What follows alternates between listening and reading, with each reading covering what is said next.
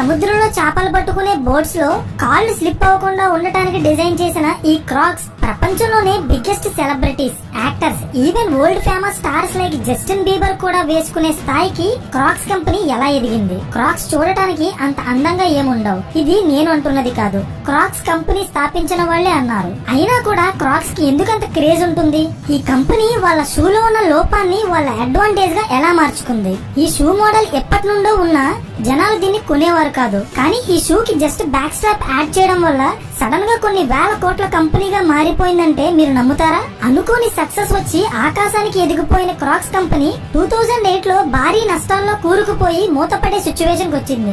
ఒకటి కాదు, రెండు కాదు, ఒక దశాబ్దం పాటు క్రాక్స్ కంపెనీ సక్సెస్ కోసం ఎలా పోరాడి ఈ రోజు కొన్ని లక్షల కోట్ల బిజినెస్ చేసే సక్సెస్ఫుల్ కంపెనీగా తిరిగి ఎలా ఎదిగింది అనేది నేను ఈ వీడియోలో చెప్పబోతున్నాను. Hello everyone, welcome to today's video and this is your friend Surya. 2002లో లిండన్ హ్యాన్సన్ అనే వ్యక్తి తన వైఫ్ తో డైవర్స్ తీసుకుని మరొక వైపు తన జాబ్ కోల్పోయి తన ఫ్రెండ్ దగ్గర కూర్చుని ఏడుస్తున్నాడు. అదే టైంలో వాళ్ళ మదర్ చనిపోయినట్టు హాస్పిటల్ నుండి కాల్ వచ్చింది. సిచ్యువేషన్ ఎంత వరస్ట్ గా ఉందో ఆలోచించండి. దేశంలో ఉన్న దరిద్రం అంతా తన నెత్తి మీదే ఉన్న టైంలో తన చిన్ననాటి ఫ్రెండ్స్ అయిన స్కాట్ అండ్ జార్జ్ లిండన్ బాధ చూడలేక తనని ఒక షిప్ ఎక్కించి ముగ్గురు అలా సముద్రం మీదకి చిల్ అవ్వడానికి వెళ్లారు. స్కాట్ ఒక స్మాల్ ఇన్వెంటర్, అంటే కొత్త వస్తువులు కనిపెట్టి వాటి మీద పేటెంట్ రైట్స్ తీసుకుంటారు.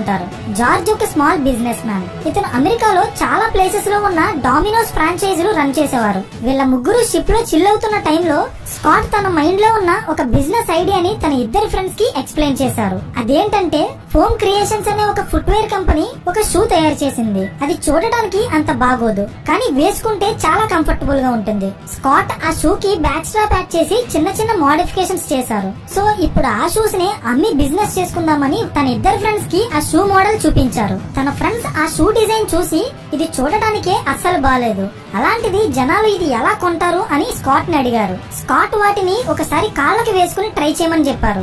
వేసుకుంటే ఈ షూస్ చాలా కంఫర్టబుల్ గా అండ్ లైట్ వెయిట్ గా ఉన్నాయి. దీనికి రీజన్ ఏంటంటే ఈ షూస్ ప్లాస్టిక్ తోనో లేదా రబ్బర్ తోనో తయారు చేయరు. ఇవి ఒక స్పెషల్ రెజిన్ తో చేసిన మెటీరియల్ తో ఈ షూస్ తయారు చేస్తారు. ఈ షూస్ లో ఉండే కంఫర్టే వీటి unique selling point. But comfort feel అవ్వాలంటే ముందు జనాలు ట్రై చేయాలి కదా. కానీ ఇవి చూడటానికే అస్సలు బాలేదు, అలాంటిది ఇవి ఎలా కొంటారని ముగ్గురు ఫ్రెండ్స్ కూర్చుని ఆలోచిస్తున్నారు. ఆ టైంలో వాళ్ళకు ఒక ఐడియా వచ్చింది. నిజానికి ఈ షూస్ సముద్రం మీద బోట్స్ లో యూజ్ చేయడానికి చాలా బాగుంటాయి. సో వాళ్ళ దగ్గరలో జరుగుతున్న ఒక బోట్ ఫెస్టివల్ కి వెళ్లి అక్కడ ప్రెజెంట్ చేద్దామని ఫిక్స్ అయ్యారు. ప్లాన్ ఏంటంటే ఆ ఫెస్టివల్ కి వచ్చిన ప్రతి ఒక్కరి ముందు ఈ షూస్ పడేస్తారు. అవి చూడడానికి బాగోవు కాబట్టి ఖచ్చితంగా వాళ్ళు రియాక్ట్ అవుతారు. సో ఆ టైంలో ఒకసారి ట్రై చేయండి, నచ్చకపోతే సముద్రంలోకి విసిరేయండి అని ఛాలెంజ్ చేశారు. నిజానికి ఈ షూస్ లో ఉన్న యూనిక్ సెల్లింగ్ పాయింట్ ఏంటంటే వాటి లుక్స్ కాదు, వాటి కంఫర్ట్. సో ఒకసారి వేసుకుంటే మాక్సిమం అది వాళ్ళకి నచ్చుతుంది. So problem solved. ఈ ప్లాన్ తో ఆ ఫెస్టివల్ జరిగిన ఒక్క రోజే 200 pairs of Crocs అమ్మగలిగారు.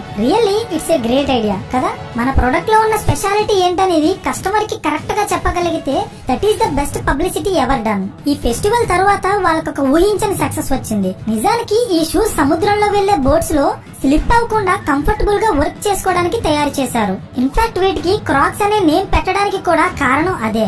Even crocodiles అంటే మొసళ్ళు వేసుకున్న నీటిలో అలాగే నేల మీద కూడా స్లిప్ అవ్వకుండా కంఫర్టబుల్ గా తిరగగలవని వీటికి క్రాక్స్ అనే నేమ్ పెట్టారు. అలాంటిది ఇవి మార్కెట్ లోకి వచ్చాక restaurants, hospitals, super markets, kitchens ఇలా చాలా ప్లేసెస్ లో కాళ్ళకి వేసుకుని కంఫర్టబుల్ గా పని చేసుకోవడానికి క్రాక్స్ ఒక పర్ఫెక్ట్ షూ అని జనాలు కొని యూజ్ చేయడం స్టార్ట్ చేశారు. ఒక పాయింట్ ఆఫ్ టైం లో అసలు ఈ బిజినెస్ ఎక్కడికి వెళ్తుంది, ఎందుకు ఇంత డబ్బులు వస్తున్నాయో కూడా వాళ్ళ ముగ్గురు ఫ్రెండ్స్ కి అర్థం కాలేదు. నిజానికి ఇది కేవలం ఆరంభం మాత్రమే. 2003లోనే వీళ్ళ ఊహకందని కొన్ని వందల కోట్ల బిజినెస్ గా క్రాక్స్ కంపెనీ ఎదిగింది. ఈ ఎదుగుదల చూసిన చాలా మంది బిజినెస్ క్రిటిక్స్ ఇది కేవలం ఒక ఫ్యాషన్ ట్రెండ్ మాత్రమే, కొన్ని రోజులకి ఇది మళ్ళీ తగ్గిపోతుంది అనుకున్నారు. కానీ ఇది అసలు తగ్గడం లేదు. 2002లో స్టార్ట్ అయిన ఈ కంపెనీ 2003కి ఆల్మోస్ట్ 80,000 షూస్ అమ్మింది విత్ 226% ప్రాఫిట్. సో ఈ దెబ్బతో అసలు క్రాక్స్ ని ఫస్ట్ టైం తయారు చేసిన ఫోమ్ క్రియేషన్స్ కంపెనీని కూడా కొనేశారు. స్లోగా క్రాక్స్ అమెరికాలో ఉన్న అన్ని స్టేట్స్ కి ఎక్స్పాండ్ అవడం స్టార్ట్ అయింది.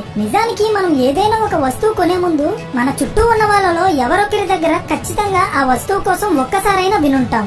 దాన్నే మౌత్ పబ్లిసిటీ అంటారు. మీరు నమ్మినా నమ్మకపోయినా మనకి తెలియకుండానే ఈ మౌత్ పబ్లిసిటీ అనేది మనల్ని చాలా ఇన్ఫ్లుయెన్స్ చేస్తుంది. ఒక వస్తువు కోసం కానీ ఒక మనిషి కోసం కానీ పదే పదే వింటే నిజంగానే అది ఒక గొప్ప ప్రొడక్ట్ అనుకుంటాం. ఇది ఒక సైకాలజీ పాయింట్. పాయింట్. అలాగే అమెరికాలో చాలా మందికి క్రాక్స్ ఎలా ఉంటాయో తెలియకపోయినా క్రాక్స్ అనే పదం ఎక్కువగా వినిపించడం కారణంగా జనాలు అవి కొనడం స్టార్ట్ చేశారు. ఇప్పటికీ కూడా ఇండియాలో క్రాక్స్ కంఫర్ట్ కోసం కొనే వాళ్ళ కంటే ఫ్యాషన్ అండ్ ట్రెండ్ కోసం కొనే వాళ్ళే ఎక్కువ మంది ఉంటారు. మీరు క్రాక్స్ వాడే వాళ్ళైతే మీరు కొనడానికి రీజన్ ఏంటో కింద కామెంట్ చేయండి. Nothing wrong in that. 2006 లో ఇది అమెరికన్ స్టాక్ మార్కెట్ లో లిస్ట్ అయినప్పుడు ప్రపంచంలోనే అతిపెద్ద ఫుట్వేర్ కంపెనీగా $239 మిలియన్ వాల్యుయేషన్ తో క్రాక్స్ కంపెనీ ఒక రికార్డ్ క్రియేట్ చేసింది. బట్ అగైన్ ఇది కూడా ఒక ఆరంభం మాత్రమే. ఎందుకంటే కేవలం ఒక్క సంవత్సరంలోనే $239 మిలియన్ బిజినెస్ గా ఉన్న క్రాక్స్ కంపెనీ $1 బిలియన్ బిజినెస్ గా అత్యంత వేగంగా ఎదిగిపోయింది. అంటే సుమారు కొన్ని వేల కోట్ల రూపాయల బిజినెస్.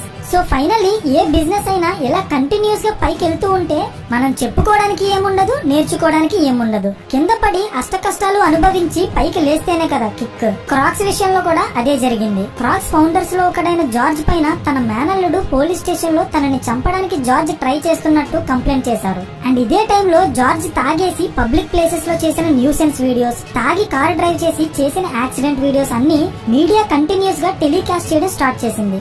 సో దీని కారణంగా క్రాక్స్ బోర్డ్ ఆఫ్ డైరెక్టర్స్ నుండి అలాగే సీఈఓ పొజిషన్ నుండి జార్జ్ ని తొలగించి లిండన్ ఫ్రెండ్ అయిన రాన్ స్నైడర్ ని సీఈఓ గా అపాయింట్ చేశారు.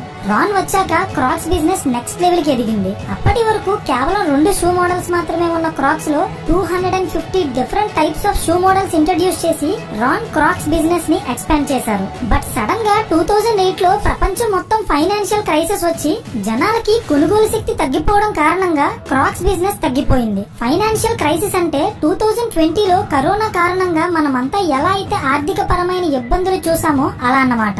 సో అసలే క్రాక్స్ కంపెనీ సిచ్యువేషన్ వరస్ట్ గా ఉందన్న టైంలో ఇటాలియన్ షూ కంపెనీ అయిన సెలెక్ట్ LLC వాళ్ళు ఎప్పుడో కనిపెట్టిన షూ మోడల్ ని క్రాక్స్ కంపెనీ కాపీ కొట్టి వాళ్ళ సొంత డిజైన్ గా అమ్ముకుంటుందని కోర్టులో కేసు ఫైల్ చేసింది. కొన్ని వేల కోట్ల బిజినెస్ గా తక్కువ టైంలోనే ఎదిగిపోయిన క్రాక్స్ ఒక కాపీడ్ ప్రొడక్ట్ అని న్యూస్ స్పెక్యులేట్ అవ్వడంతో జనాలు క్రాక్స్ కంపెనీ షేర్స్ అమాంతం అమ్మేయడం స్టార్ట్ చేశారు. అమెరికన్ స్టాక్ మార్కెట్ లో క్రాక్స్ కంపెనీ షేర్స్ $68 నుండి సడన్ గా $1 కి పడిపోయింది. ఏ మౌత్ పబ్లిసిటీ వల్ల అయితే క్రాక్స్ కంపెనీ కొన్ని వేల కోట్ల బిజినెస్ గా డెవలప్ అయిందో కాపీ కొట్టారంట అనే ఒక్క మౌత్ పబ్లిసిటీ వల్లే కుప్పకూలిపోయింది. తిరిగి మళ్ళీ క్రాక్స్ కంపెనీ ప్రాఫిట్స్ లోకి రావడానికి ఆల్మోస్ట్ ఒక దశాబ్ద కాలం పట్టింది. అంటే 10 ఇయర్స్. మనమంతా ముందు మాట్లాడుకున్నట్టే ఏ బిజినెస్ అయినా ఎదగాలి, కింద పడాలి, స్ట్రగుల్ అవ్వాలి, రెట్టింపు వేగంతో పైకి లేవాలి. అప్పుడే కదా ఒక స్ట్రాంగ్ ఫౌండేషన్ బిల్డ్ అవుతుంది. క్రాక్స్ విషయంలో కూడా అదే జరిగింది. 2008 నుండి 2018 వరకు క్రాక్స్ కంపెనీ చేసిన మిస్టేక్స్ అన్ని రెక్టిఫై చేసుకుని డిఫరెంట్ షూ మోడల్స్ ఇంట్రడ్యూస్ చేసి టాప్ సెలబ్రిటీస్ తో పబ్లిసిటీ చేసి క్రాక్స్ అనేది ఒక షూ మాత్రమే కాదు, ఒక యాటిట్యూడ్ సింబల్ గా పోర్ట్రేట్ చేసి సక్సెస్ అయ్యారు. ఇప్పటికీ క్రాక్స్ వాడే వాళ్ళు బోల్డ్ యాటిట్యూడ్, ఫియర్లెస్ అని ఫీల్ అవుతారు. నిజానికి మనం డైలీ యూజ్ చేసే ఒక వస్తువు కారణంగా సొసైటీలో మన అపియరెన్స్ మారుతుంది అని మనం ఫీల్ అవుతున్నామంటే ఆ ఒక్క పాయింట్ చాలదా క్రాక్స్ సక్సెస్ అవడానికి? చూడడానికి బాలేదు అనే పదాన్ని ట్రెండ్, క్రియేటివిటీ, యాటిట్యూడ్ ఈ 3 పదాలతో రీప్లేస్ చేశారు. బికాస్ ఈ 3 పదాలకి ప్రపంచంలో ఎప్పటికీ క్రేజ్ తగ్గదు. వాళ్ళ షూలో ఉన్న లోపాన్నే వాళ్ళ అడ్వాంటేజ్ గా మార్చుకున్నారు. Really it's a brilliant marketing strategy. So that's it for today guys. ఈ వీడియోలో నేను నా ఒపీనియన్ చెప్పాను. మీరేమనుకుంటున్నారు అనేది కింద కామెంట్ చేయండి. ఈ వీడియో మీకు నచ్చితే లైక్ చేసి ఇలాంటి మరిన్ని క్వాలిటీ కాంటెంట్ కోసం ఛానల్ ని సబ్స్క్రైబ్ చేయండి. పక్కనే ఉన్న గంట సింబల్ ఆన్ చేస్తే మేము వీడియో అప్లోడ్ చేసిన వెంటనే మీకు ఇమీడియట్ నోటిఫికేషన్ వస్తుంది. So thank you for watching and I will see you in the next video. Till then this is your friend Surya signing of.